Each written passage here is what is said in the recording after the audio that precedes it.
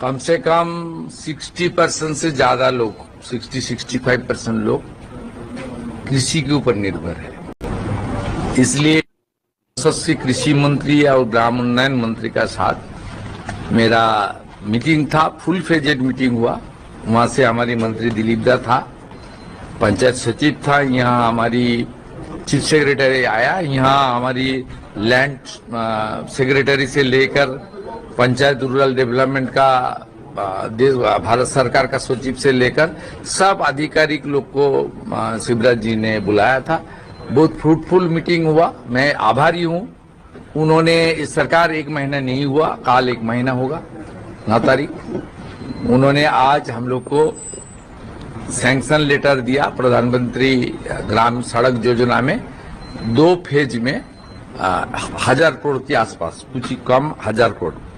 और इस महीने लास्ट डेट है हमारा मनरेगा का। उसका बाद नया स्कीम आ रहा है ग्रामीण रोजगार क्षेत्र में, उसके ऊपर भी इस महीने में काम करने के लिए 700 करोड़ से ज्यादा उन्होंने आज सैंक्शन लेटर दिया और रुपया ट्रांसफर भी हो जाएगा और काम भी होगा। क्षेत्र में जिस तरीके से पिछले सरकार भ्रष्टाचार किया है, सरकार का रुपया को इधर उधर किया है, और किसान विरोधी जो सरकार था, जिस तरीके से किसान के ऊपर अत्याचार हुआ, प्रधानमंत्री फसल बीमा योजना से लेकर प्रधानमंत्री सिंचाई योजना से लेकर हर किसान का वंचित करने का काम तरीके से किया, वो सब चर्चा भी हुआ। दिन में कैसे हम लोग बंगाल के किसान का साथ खड़ा रहे, वो भी रोड मैप माननीय मंत्री जी ने बता दिया। आज का इस मीटिंग में मैं पश्चिम बंगाल की सरकार की ओर से, जनता की ओर से, खास करके ग्रामीण जनता की ओर से, किसानों की ओर से मंत्री जी का आभार प्रकट करता हूं। मोदी जी का नेतृत्व में, शिवराज चौहान जी का नेतृत्व में आने वाला दिन बंगाल को नवनिर्माण करने का जो जनादेश हमको मिला है, वो जनादेश के अनुसार हम लोग काम करेगा। और कृषि बचाओ ग्राम बचाओ, ये हमारी नारा है।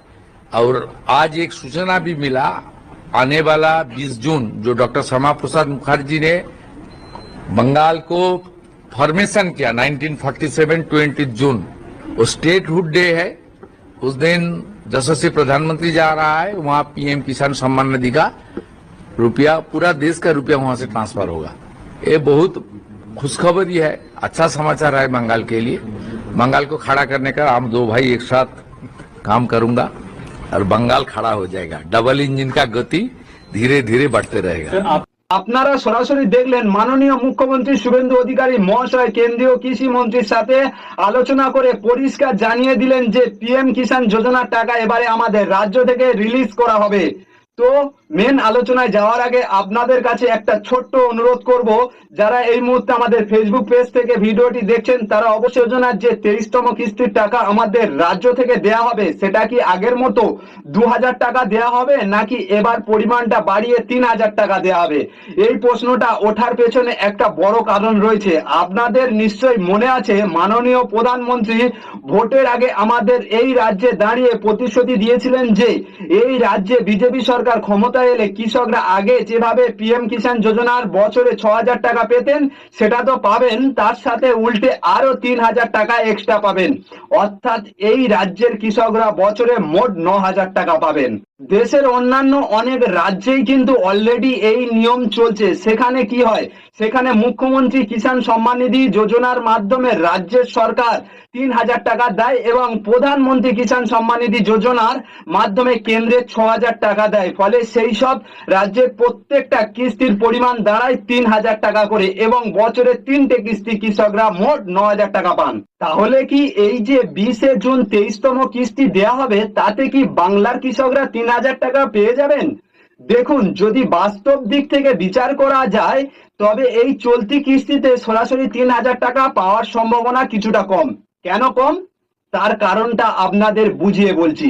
কিছুদিন আগে মাননীয় মুখ্যমন্ত্রী জানিয়েছেন যে এবার রাজ্যের বাজেট বেশ কিছু ঐতিহাসিক ও বড় ঘোষণা করা হতে চলেছে।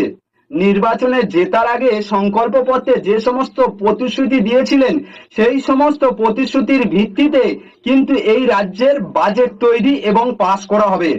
আপনারা সকলেই জানেন এই জুন মাসেই কিন্তু বাজেট পাস হতে পাশাপাশি সমাজের বিভিন্ন স্তরের জন্য বড় বড় ঘোষণা থাকবে।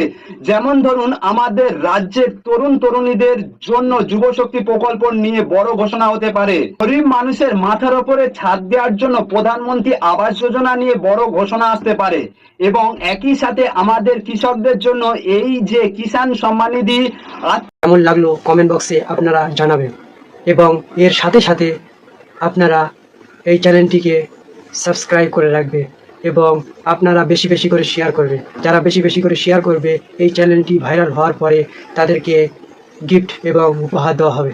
উপহারটা এখন বলা যাবে না, যখন এই চ্যানেলটি ভাইরাল হবে তখনই তোমার গিফট দেওয়া হবে।